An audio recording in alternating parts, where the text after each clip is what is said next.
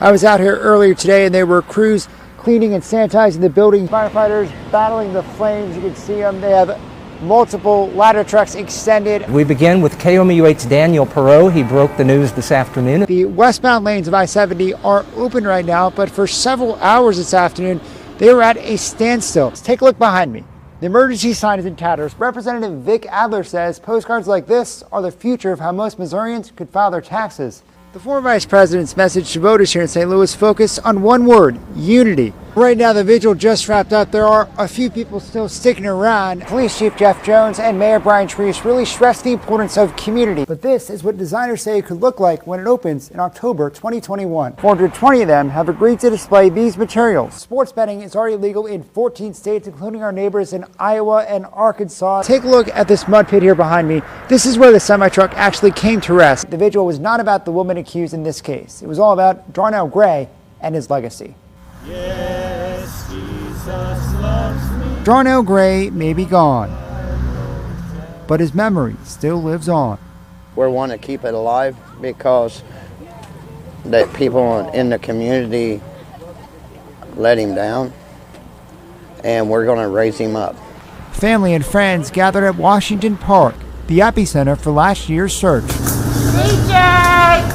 And just like the community came together then, they gathered tonight to remember the 4-year-old's life. He was a part of our community. He became a part of our household, our family. Even though it's been a year, it still hits close to home. It was personal because it was a baby and it touched my heart. I just wanted to see this baby go home to his mother because I'm a mother. I've got 4-year-olds, I got 5-year-olds, I got grandkids that's his age. Since helping search for Darnell, Mary Williams Coley has attended every court hearing. Some nights I don't even sleep because I'm planning it all over again in my mind. The ribbons, flowers, and candles will soon be gone, but this group says it won't let the memory of this smiling 4-year-old fade.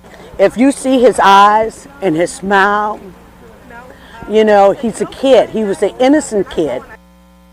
Missouri Missing hosted tonight's vigil. One of the group's members told me they want to hold future events in Darnell's name, so he's a daily thought, not just once a year on the anniversary of his death. In the studio, Daniel Perreault, KOMU8 News. By now, we're all familiar with social distancing, staying 6 feet away from others. Now, in an executive order, Missouri's governor is mandating it statewide. At Stadium Grill, business lives and dies by the ring. Like many other restaurants, they've switched to curbside and delivery only. It's been just super slow. The decisions of the state and the city are changing every day. So a move in line with what Missouri Governor Mike Parson laid out today.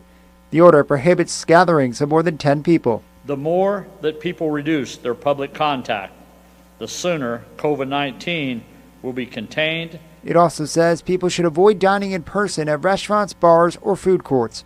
Drive-through or takeout is still okay. You gotta adhere to those warnings, and you gotta make sure you understand that order. While the move is in line with CDC guidelines, it will hit restaurants like Stadium Grill hard. Already with empty tables, revenue is down. we're probably doing 20% of what we normally would do. Much of the staff has been laid off. But it's been very rough. Just to let employees go is the hardest thing I've had to do, 25 years in the business. So it's been, very, very troubling times. When he was asked about the unintended consequences, the governor said he is looking at ways to help businesses. Because losing employees is one thing, but if you lose your employees and you lose your business at the same time, that has a tremendous effect on the economy of the state. For some businesses, it may be too little, too late. I think we will. It's going to be tough, but I think we'll remain open. Missourians are still allowed to go to grocery stores, gas stations, parks, and banks as long as they take proper precautions, practice good social distancing, and hygiene. Yeah, about 1 million Missourians illegally gamble each year, and the state wants to get some of that revenue. Sports betting is already legal in 14 states, including our neighbors in Iowa and Arkansas. Those states are in red. Now, in 6 other states, it's legal, but you can't place a bet yet, so that's in orange. And then the blue, the 14 other states, including Missouri, that are looking at legalizing sports gambling, a move that would bring millions of dollars in revenue to the state. The Express Mart in Fulton sells cigarettes and alcohol. It's like free lighter. And a lot of lottery tickets. Thank you. We sold like 800 to 900 every day. like 80, 90 on drawing days. Yeah, lottery's a huge seller here. But soon, there could be a new game moving to Missouri. The bills would legalize sports betting on the internet and at Missouri's 13 riverboat casinos like Isle of Capri here in Boonville. We weren't able to go inside this casino, but our NBC affiliate up in Iowa was able to go inside the Isle of Capri casino in Waterloo just after that state legalized sports betting last year. They began readying their sports books for the first day of betting. Since Iowa legalized sports gambling in August, the state has raised more than $1.5 million in revenue. If Missouri lawmakers give it the green light, Missouri will also make millions. That revenue is required to go to education. As other states are doing this, if we want to remain competitive as a state, there's absolutely no reason why we shouldn't take the time now to implement it. This week, state lawmakers heard testimony on 2 bills that would legalize sports gambling. Still, there is some concern from the leagues. It establishes a framework of haves and have-nots, with the leagues squarely falling within the have-nots. Mizzou Athletics says they're worried that college athletes are vulnerable.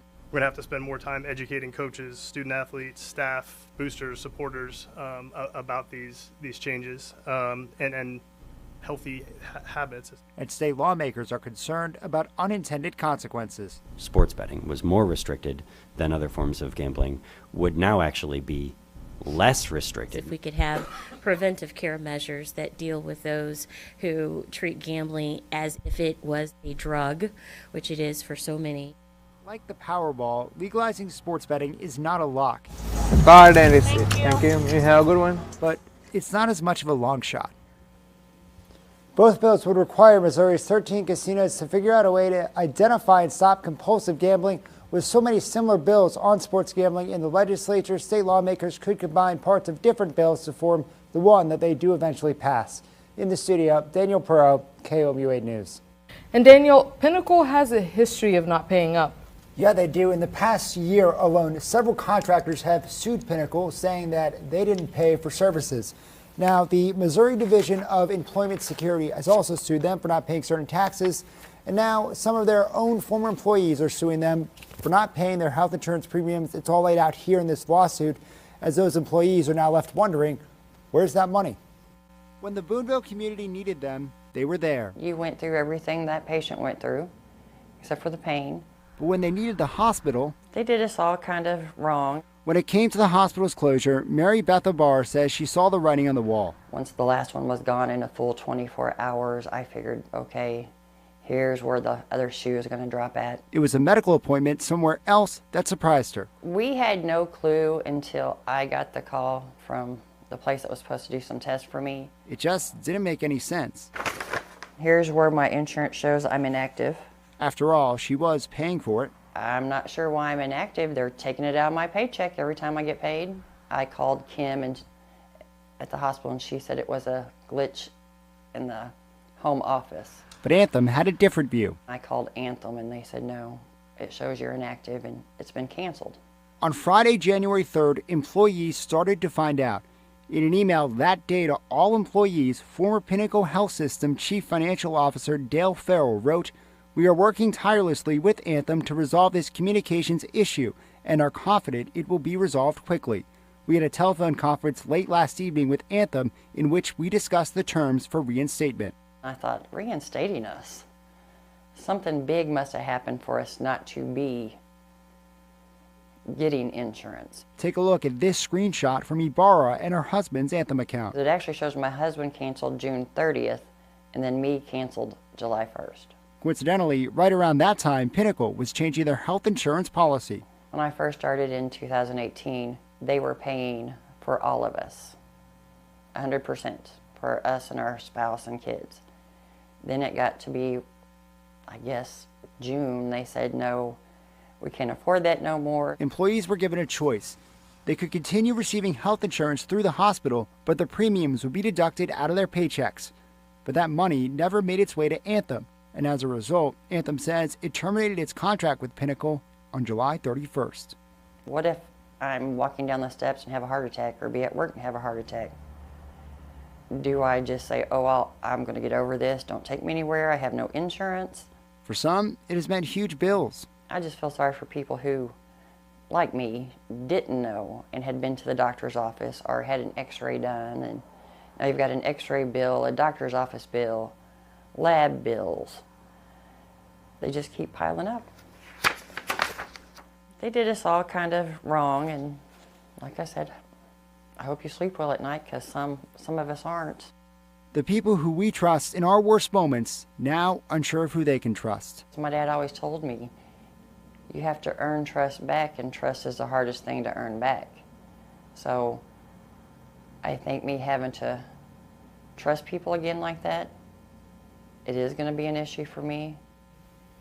Ibarra says she will probably never let another company take insurance money out of her paycheck again. She'll probably get her own insurance so she can see exactly where the money is going. Ibarra told me she has had contact with the lawyer representing some of her co-workers in that class action lawsuit, but she is not a part of it. She understandably just wants to know what happened to her money. So you mentioned the civil lawsuit. What should we expect from that moving forward, and will Pinnacle face any repercussions? Well, hospitals tend to really like federal courts because federal courts have limits for what plaintiffs can get. Really, in this case, it would be limited to just the amount of money that they would be owed in terms of insurance premiums. Now, an MU law professor I spoke with says there could be both state and federal law at play here. Both would prevent Pinnacle from taking out the health insurance premiums and then not actually giving the employees the benefits of it. But that professor says there is very little doubt that the hospital knew full well what the federal law was when they made the decision to change the insurance policy back in May. Now, we reached out to Pinnacle multiple times for comment. They did not respond to any of our requests. With this targeted investigation, I'm Daniel Perreault. We are here at former Vice President Joe Biden's rally in St. Louis. Daniel and I got here just after 9 a.m. There were already people lined up. This thing doesn't even start until 11:45. But when Daniel and I were out in the line talking to his supporters, the one thing we kept hearing is they care about health care. And today, they want to hear what Joe Biden's plans for expanding health care in the United States are.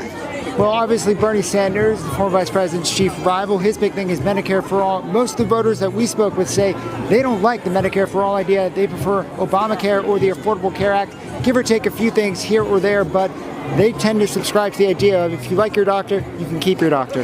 The other big thing we heard from people is they think it's really important for the party to coalesce around one candidate come the convention this summer. The supporters here obviously think it should be Joe Biden, but they think it's really important. That's the one thing they say it's imperative to beating Donald Trump in November is for the Democratic Party to really get behind a single person. Yeah, that's really what we're seeing here is for a lot of these voters, the most important thing, besides for healthcare, is who can beat Donald Trump and who can get him out of the White House. Yeah, and one thing we also heard is, they think a lot of this, can the party all support one nominee? It comes down to young people support as well. Obviously, Senator Sanders, a huge part of his base, are younger voters. But today we spoke to a couple young Joe Biden voters as well, who say they think that it's a myth that Joe Biden doesn't have the support of young voters. Yeah, they say this election is too important not to vote. I spoke to one 24-year-old here in St. Louis who said he came out today to show his support for Joe Biden. Even in this state that is blood red conservative, he said it's important to be here and help Joe Biden get his message out and learn more about what Joe Biden is all about. Obviously, Missouri's presidential primary is in just a few days on Tuesday, and it will come down to Joe Biden or Bernie Sanders for the Democratic nomination. Former Vice President Biden's rally, it's supposed to start in just about 10 minutes. We'll have continuing coverage on KOMU and on our website. 6 people are dead and dozens are homeless after a Las Vegas fire. Good evening, everyone. I'm Daniel Perreault. Thanks for joining us. The fast-moving apartment fire destroyed the building overnight. First responders used ladders to save victims from windows. Others had to jump from their second and third floor apartments to escape the flames. To politics now, President Trump appeared at a summit for young conservatives in West Palm Beach, Florida today. It comes days after his impeachment by the Democratic House. During today's event, he called on Texas Congressman Dan Crenshaw, who offered his impeachment voting card as a gift. The president urged the student activists to stand by him. Each of you is a fighter on the front lines of defending our way of life, and I am profoundly grateful to all of you. The specifics of his Senate trial are still unclear. It's expected to begin in January. Meanwhile, several Democratic presidential candidates hit the campaign trail today. Senator Elizabeth Warren held an event in Cedar Rapids, Iowa, where she discussed her childhood with attendees. Mayor Pete Buttigieg attended a roundtable with Latino community leaders in Las Vegas. Amy Klobuchar held a meet-and-greet event in Iowa. And Senator Bernie Sanders campaigned with Representative Alexandria Ocasio-Cortez in Venice, California.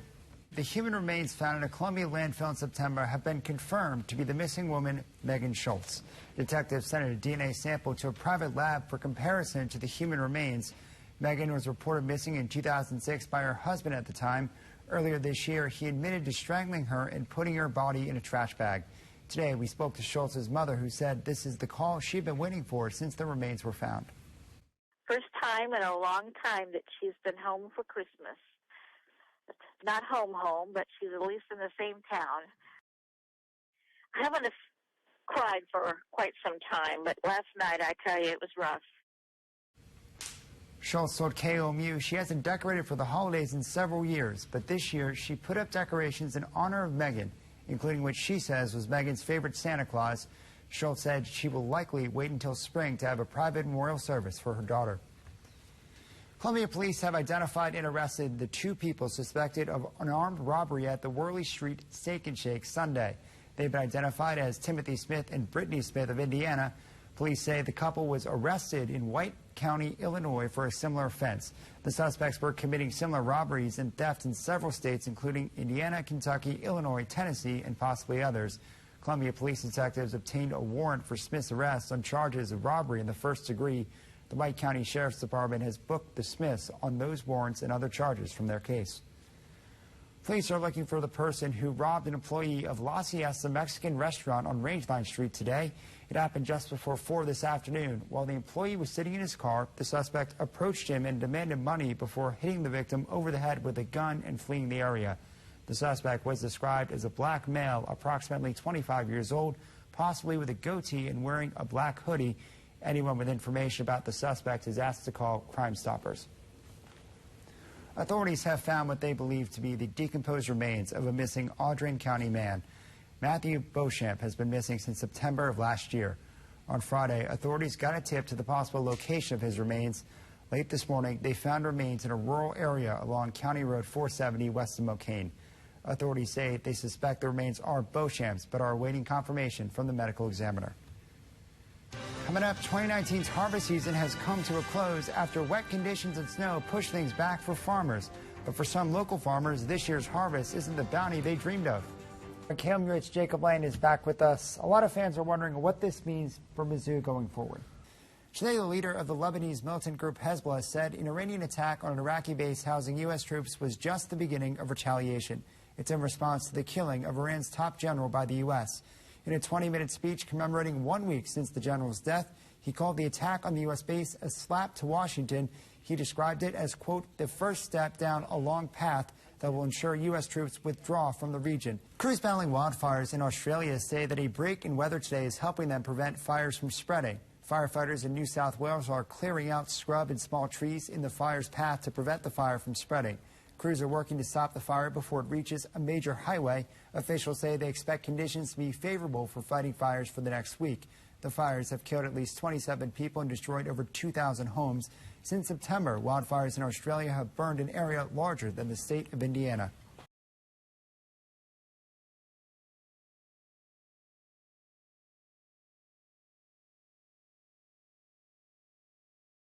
We begin with KOMU 8's Daniel Perreault. He broke the news this afternoon and joins us with what this means for all Missourians. Well, the map behind me shows the cities and counties throughout the state in red that have enacted a stay-at-home order.